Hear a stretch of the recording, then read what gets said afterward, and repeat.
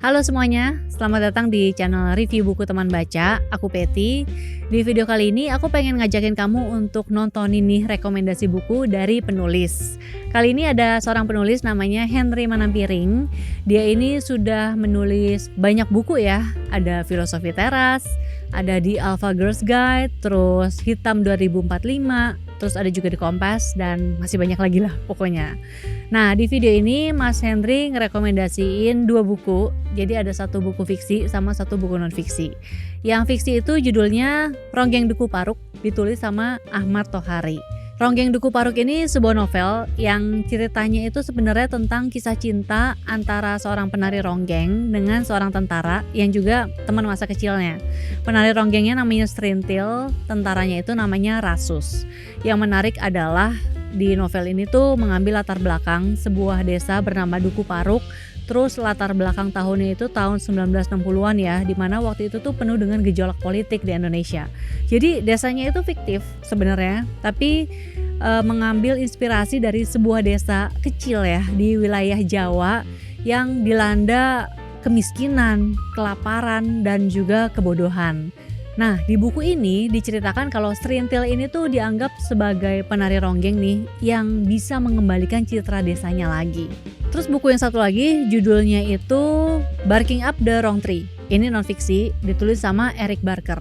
Kalau buku ini dia tuh ceritanya mau mematahkan pendapat-pendapat banyak orang ya tentang kesuksesan yang ternyata itu tuh salah besar gitu.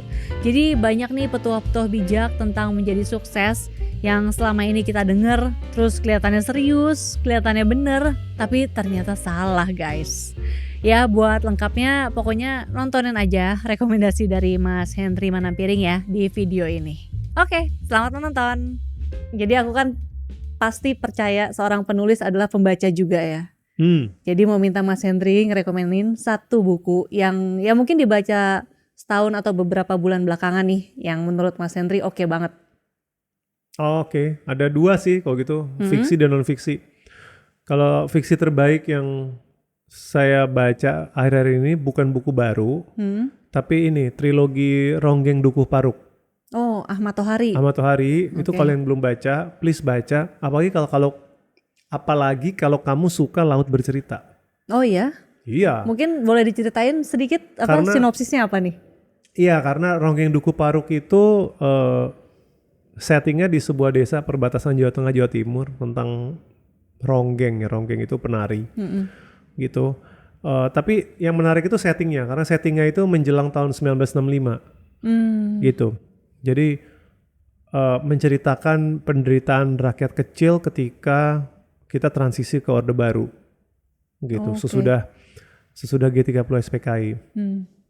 Kenapa saya bilang kalau membaca laut bercerita atau menyukai laut bercerita wajib baca Ronggeng Duku Paruk. Kalau laut bercerita itu kan settingnya itu kan tumbangnya Orde Baru kan. Iya. Gitu kan. Korban-korban yang jatuh bersama dengan jatuhnya Orde Baru gitu. Ronggeng Duku Paruk bercerita tentang korban-korban yang jatuh ketika Orde Baru naik. Oh, gitu. oke. Sesuatu yang gak diajarkan di pelajaran sejarah kayaknya. Dan biar ini lebih juicy, Ronggeng Duku Paruk itu pernah disensor di masa Orba. Nggak boleh terbit atau gimana maksudnya? Disensor, jadi diganti isinya. Oh iya? Iya, jadi makanya teman-teman harus tahu kalau penguasa atau rejim itu udah takut sama buku, ada yang nggak beres dengan rejim itu, dan justru harus dibaca gitu. Kalau udah mulai ada censorship, jadi cari Ronggeng Duku Paruk yang terbitan terakhir, yang udah diterbitkan pas reformasi gitu, karena itu yang udah dibalikin lagi ke naskah aslinya. Oh gitu. Mas Henry baca nggak yang dulu sama yang sekarang? Enggak. Saya baca langsung beli yang baru dan saya bisa ngerti lah gitu kalau banyak orang gerah gitu ya. Mungkin pernah dengar sejarah ditulis oleh pemenang, ya kan? Nah ini adalah sisi orang-orang yang kalah, gitu. Dan ini nyambung dengan Exile. Kalau teman-teman tahu film Exile yang populer itu kan semua kejadiannya sama tuh. Ketika 1965 dan Orde Baru mengambil alih kekuasaan itu tuh banyak orang-orang kecil, orang-orang gak bersalah yang jadi korban. Dan teman-teman harus tahu itu. Bagus sekali. Ronggeng Duku Paruk bagus sekali untuk fiksi. Kalau non fiksi yang bagus saya baca terakhir itu Barking Up the Wrong Tree, Eric Barker. Itu buku tentang banyak hal-hal yang kita pikir kunci sukses yang perlu kita review lagi gitu. Jadi menarik gitu. Jadi menarik kayak misalkan contohnya itu misalkan apakah kerja keras menjamin sukses? Selalu dibilang yang penting hard work aja gitu kan. Yeah. Sebagai jaminan sukses. Nah, itu di buku itu dikupas tuh dengan data yang saya suka, evidence based gitu, bahwa ternyata nggak selamanya orang yang kerja keras itu sukses gitu. Lebih complicated lah ternyata situasinya. Atau apakah jadi orang baik itu rugi? Kan kata orang bilang di pekerjaan jadi orang jangan naif, jangan terlalu baik gitu, karena yang maju itu yang licik dan culas dan itu gitu. Itu juga temuannya menarik tuh. Ternyata nggak sesederhana itu gitu. Ternyata orang-orang yang baik itu bisa sukses asal. Nah, dan kenapa mereka bisa sukses itu ada juga. Jadi buku itu banyak hal-hal yang saya pikir selama ini saya terima sebagai rahasia sukses itu harus dilihat lagi berdasarkan data tapi. Oh gitu ya. Kalau Eric Barker. Kalau yang mungkin yang berarti yang tadi Mas Henry inget banget, yang tadinya Mas Henry pikir begitu ternyata tidak, yang mana tuh? Yang dua tadi atau ada lagi? Yang ada hubungannya dengan realita hidup berarti ya? Dengan pengalaman hidup sendiri gitu maksudnya? Iya dua itu. Termasuk juga tentang ini loh, kegagalan sebenarnya. Gitu, tentang bagaimana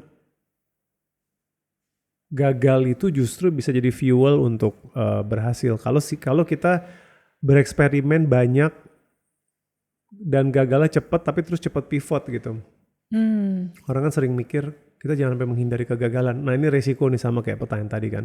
Tapi pas dicek di penulis itu ternyata enggak juga gitu. Failure itu malah penting asal dijadikan pembelajaran gitu. Jadi orang yang banyak gagal itu, jadi gagal tuh jangan pernah dilihat sebagai terbuang percuma. Kadang-kadang orang bilang gini, gila nih gue usaha ini gagal gitu, atau gue coba karir di bidang ini gue gagal, gue ngebuang waktu 2 tahun atau 3 tahun. Nah itu pola pikir yang salah tuh.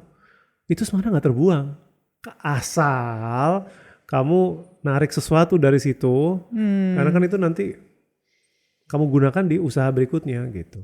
Oke, semuanya ada asalnya itu tadi ya? Iya dong. Iya dong. Harus itu ya. Oke. Itu penting juga berarti buat ini ya, Mas Henry yang tadi bilang memang justru orangnya emang gak risk taker sebenarnya. Iya betul. Karena saya baru sadar bahwa terlalu menghindari kegagalan itu menghambat kemajuan justru. Gitu, nggak apa-apa. It's okay to fail karena itu bagian dari experimentation. Jadi pola pikirnya tuh bukan saya gagal maka saya menjadi manusia yang gagal. Bukan, kamu tuh gagal di eksperimen A. Kegagalan ini nanti jadi bahan buat eksperimen B, eksperimen C gitu.